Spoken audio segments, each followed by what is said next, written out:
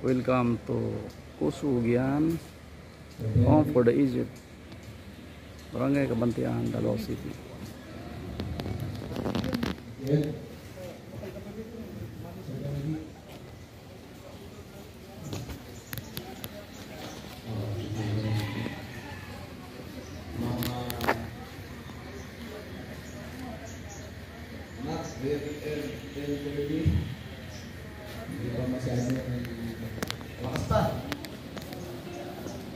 And the eager young man, beautiful minds.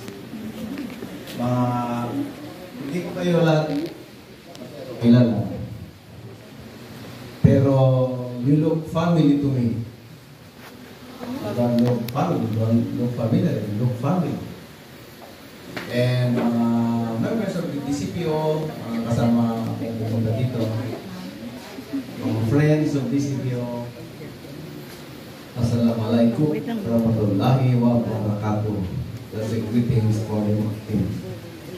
And for the Christians, peace be with you. Hindi ako nakabalik ng maaga sa inyo. Malakas parang yung line up natin niya. Promise that I will come and visit you once a month. That was my promise before. The last time I came was February 14. Tapos I gave some flowers. The flower, but the intention is to come and visit you. To see if you're still alive. And then makusog pa. Kusog pa. Takas pa. And kayo naman, kung you're doing well with your studies and trainings, I hope you are, with the help of your formators.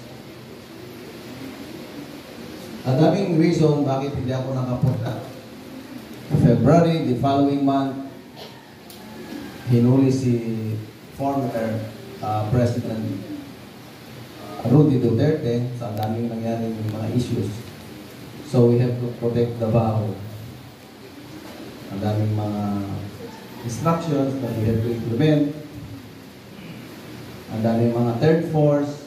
Dumating yung mga security clusters from the national level. So ang daming nangyari. And after that, we prepared for the midterm elections. Nakaboto ba kayo? Hindi kayo bumoto.